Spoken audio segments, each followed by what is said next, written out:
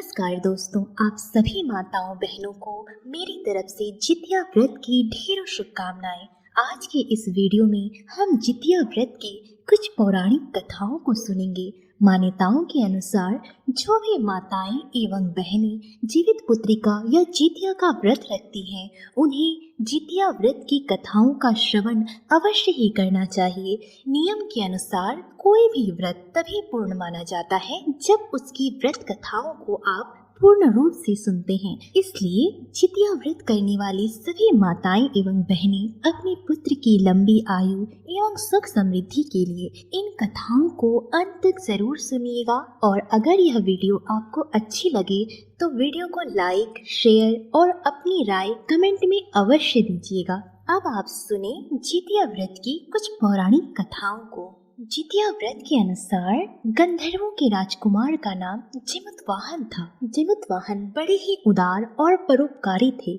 जब जिमुतवाहन के पिता वृद्धावस्था में वानप्रस्थ आश्रम में जा रहे थे, तब उन्होंने अपना संपूर्ण राज्यपाट और राज्य सिंहासन जिमुतवाहन को सौंपकर वानप्रस्थ आश्रम की ओर चले गए। लेकिन जिमुतवाहन को राज्यपाट में बिल्कुल भी मन नहीं लगता था और कुछ ही समय के पश्चात जिमुतवाहन ने अपना संपूर्ण राज्यपाट अपने भाइयों को सौंपकर अपने पिता की सेवा करने के लिए वन को चले गए।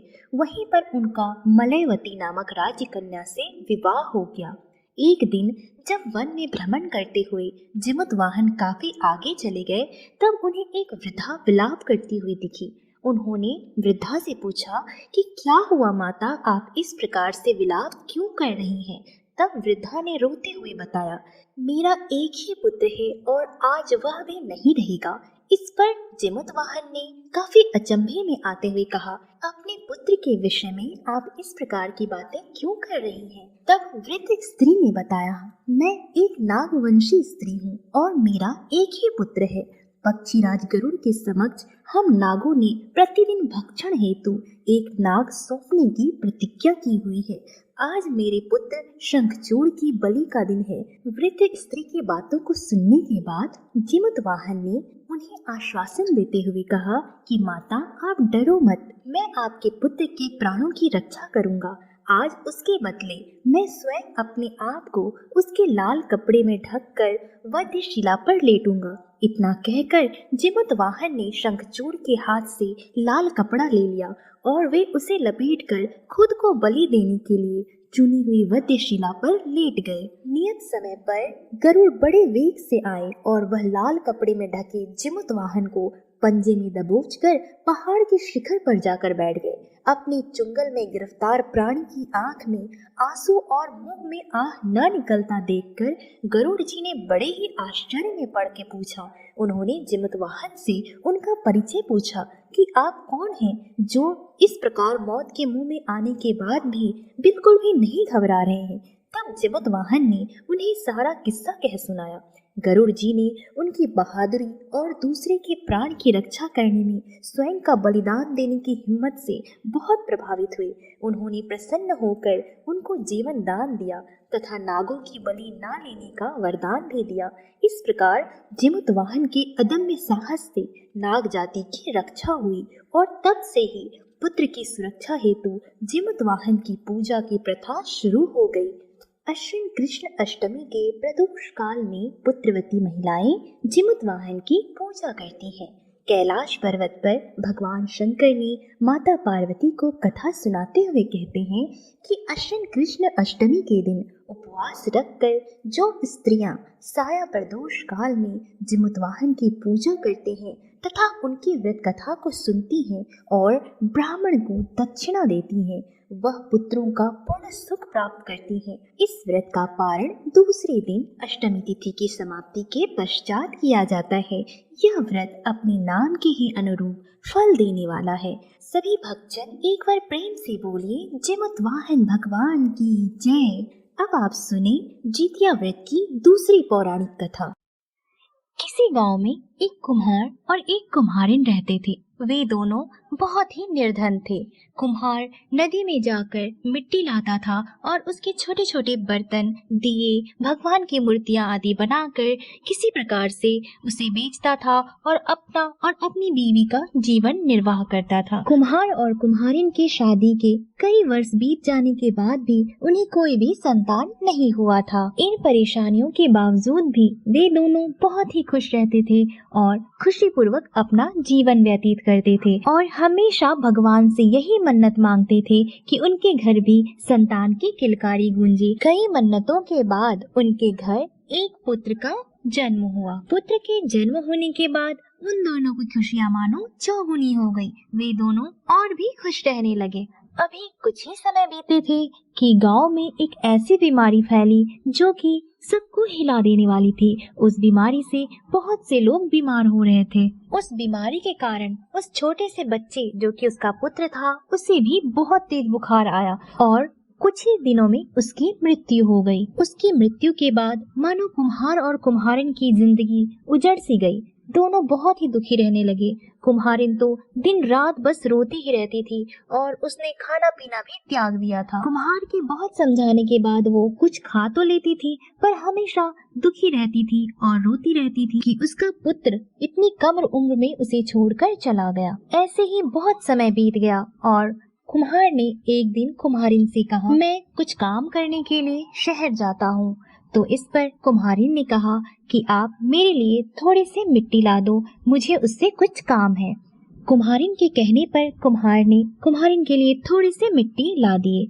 कुम्हार के जाने के बाद कुम्हारिन ने उस मिट्टी के एक छोटा सा पुतला बनाया, बच्चे का आकार दिया और उसे ही अपने साथ रखने लगी। वो उसके साथ हंसती थी, खेलती थी, रोती थी, अपने मन की बातें कहती थी और उसके साथ दिन भर अपना समय व्यतीत करती थी। उधर कुम्हार भी अपने कामों में लग गया और पैसे कमाने लगा। इसी प्रकार काफी समय व्यतीत हो गया और एक दिन जब कुम्हारिन उस पुतले के साथ खेल रही थी, तभी कुछ स्त्रियां उसके घर की तरफ से नदी की ओर जा रही थी। तो उसने महिलाओं के उस झुंड को देखकर एक महिला से पूछा कि आप लोग कहाँ जा रहे हो? तो उस महिला ने कुम्हारिन से कहा, क्या तुम्हें नहीं पता कि आज अश्विन माह की सप्तमी तिथि है और कल अष्टमी तिथि होगी, जिसमें कि हम लोग जितिया का व्रत रखेंगे। यह व्रत अपनी संतान की सुख समृद्धि और उसकी लंबी उम्र की कामना करने के लिए हम लोग करते हैं। उस महिला की बात को सुनकर कुम्हारिन ने बड़ी ही उत्सुकता से व्रत के सभी नियमों को उस महिला से पूछ लिया और व्रत करने का निश्चय किया। इसके बाद अपने पुत्र को गमछे की सहायता से अपने कंधे पर बांधकर कुम्हारिन नदी में गई और नहाए खाए के पूजन को बड़ी श्रद्धा पूर्वक किया। इसके बाद अष्टमी तिथि में उसने घर जितिया का व्रत रखा। बिना एक बूंद पानी पिए उसने बड़ी ही नियम पूर्वक घर जितिया का उपवास रखा और नवमी तिथि में उसने व्रत का पारण किया। व्रत के सभी नियमों को बड़ी श्रद्धा पूर्वक करने के बाद जैसे ही उसने व्रत का समापन किया, उसे अपने कंधे में टंगे उस पुतले में थोड़ी सी हलचल सी महसूस हुई। उसे लगा ये उसके मन का भ्रम है। फिर ज्यादा हलचल होने के बाद जब उसने अपने गमछे को खोलकर देखा तो उसमें पुतले की जगह पर एक छोटा सा बच्चा था जो बहुत ही गुणवान और बहुत ही खूबसूरत लग रहा था। उस बच्चे को देखकर कुम्हारिन की खुशी का ठिकाना नहीं था। उसे समझने में बिल्कुल भी देर नहीं हुई कि बाबा जितवाहन ने उसके मन की मुराद को पूरी कर दी है और उसके मृत बच्चे को वापस जीवन दान दिया है। उस बच्चे के साथ कुम्हारिन बड़ी ही खुशी पूर्वक वापस रहने लगी। इधर कुम्हार को भी कुम्हारिन की बहुत चिंता सताने लगी और उसे लगा कि पता नहीं मेरे बिना कुम्हारिन कैसे जी रही होगी, कैसे अपना जीवन व्यतीत कर रही होगी। अब मुझे वापस अपने घर जाना चाहिए और कुम्हारिन का हालचाल लेना चाहिए। कुम्हार तत्काल ही अपने घर जाने के लिए तैयार हो गया और अपनी पत्नी के लिए खाने के लिए उसने एक खाजा लिया जो शहर में बहुत ही लोकप्रिय था। उसे लेकर वह घर आ रहा था। तभी रास्ते में उसे एक साधु महात्मा मिले। उस साधु ने उस कुम्हार का रास्ता रोककर कहा कि बेटा, मुझे बहुत जोर से भूख लगी है, अगर तुम्हारे पास कुछ खाने को है तो कृपया करके मुझे दे दो। कुम्हार ने कहा, बाबा मेरे पास ज्यादा कुछ तो नहीं, बस एक खाजा है। साधु ने वो खाजा ले लिया और आधा खाकर आधा उसे वापस कर दिया और कहा लो बेटा, ये खाजा तुम अपनी पत्नी के साथ अपने घर पर जाकर खाना। कुम्हार कुछ ही समय में अपने घर पहुंच गया। वहां पहुंचते ही उसने कुम्हारिन के साथ एक छोटे से बच्चे को देखा और उस बच्चे को देखकर उसने कुम्हारिन से उस बच्चे के बारे में पूछा। कुम्हारिन ने सारी कथा बड़े ही विस्तार पूर्वक कुम्हार को सुना दी। कुम्हार ये सब बातें जानकर बहुत ही प्रसन्न हो गया और उसने कुम्हारिन से कहा कि देखो, मैं तुम्हारे लिए कुछ खाने को लेकर आया हूँ, चलो मिलकर साथ खाते हैं। जब उसने वो पोटली खोली और देखा तो उसमें खाजा की जगह पर बहुत से सोने और मोहरे पड़ी हुई थी। ये सब देखकर कुम्हार और कुम्हारिन बहुत खुश हो गए और वे लोग जितवाहन बाबा के गुणगान गाने लगे, क्योंकि उनकी ही वजह से उनके घर में सुख समृद्धि और खुशहाली वापस आ गई थी। कहा जाता है कि भगवान जितवाहन की जो भी पूरी श्रद्धा से पूजा अर्चना करता है, जो भी पूरी श्रद्धा से जितिया के व्रत को रखती है, उनकी झोली बाबा जितवाहन खुशियों से भर देते हैं और उनकी संतानों को दीर्घ आयु और सुख समृद्धि प्रदान करते हैं। बोलिए बाबा जितवाहन की जय। नर्मदा नदी के पास एक कंचनवटी नाम का नगर हुआ करता था। वहाँ के राजा का नाम मलाई केतु था। उसी नर्मदा नदी के पश्चिम की ओर बालूहटा नाम की एक मरुभूमि थी, जिसमें एक विशाल पेड़ पर चील रहा करती थी और उसी पेड़ के नीचे एक सियारिन भी रहा करती थी।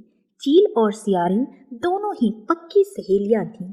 एक बार चील और सियारिन ने कुछ महिलाओं को जितिया का व्रत करते हुए देखा और व्रत करता देख चील और सियारिन ने भी सोचा कि हम लोग भी यह व्रत करेंगे और उन्होंने व्रत करने का संकल्प लिया और दोनों ही भगवान श्री जिमतवाहन की पूजा और व्रत करने का प्रण ले लिया।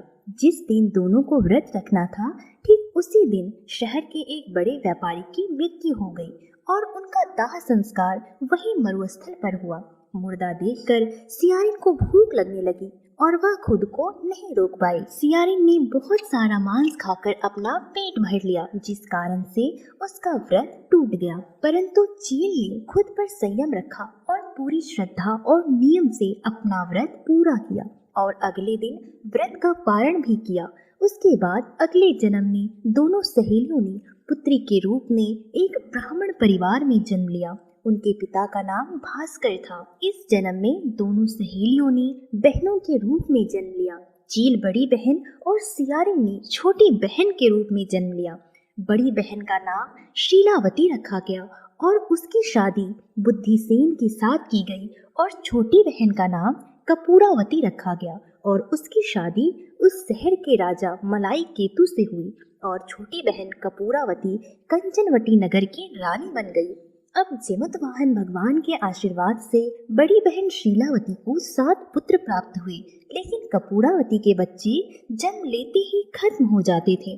कुछ सालों के बाद शीलावती के 7 पुत्र बड़े हो गए और राजा के दरबार में काम करने लगे।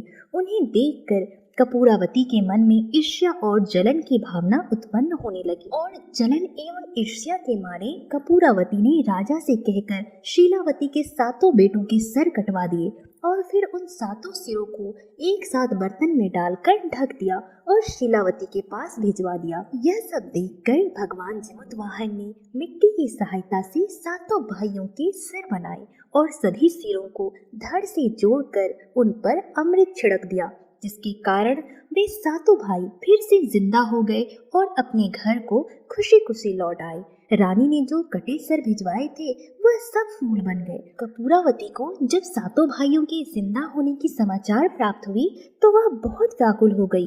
जब वह अपनी बहन के घर गई तो वह सबको जिंदा देखकर वह आश्चर्य में पड़ गई और बेहोश हो गई। जब कपूरावती होश में आई तो उसने अपनी बड़ी बहन से यह सारी बात बताई और अपनी की गई गलती का पछतावा करके अपनी बहन से माफी मांगने लगी। उसने रोते हुए अपनी बहन से कहा कि हे बहन, मुझे किस जन्म की पाप की सजा मिल रही है जो मेरे पुत्र जीवित नहीं रहते। तब उसकी बहन ने उसके पूर्व जन्म की सारी बातें उसे याद दिलाई और उसे उसी पेड़ के नीचे ले गई जहाँ पर वह पिछले जन्म में रहा करती थी। तब छोटी बहन को जब अपने पाप का एहसास हुआ तब उसने भगवान जिमतवाहन से अपनी गलती की क्षमा याचना की और जितिया का व्रत बड़े ही नियम एवं श्रद्धा के साथ किया।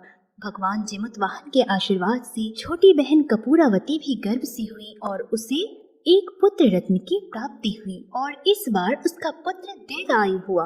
कहा जाता है कि तभी से ही पुत्र की दीर्घ आयु और सुख समृद्धि के लिए जितिया के व्रत को बड़ी ही नियम और श्रद्धा के साथ किया जाने लगा।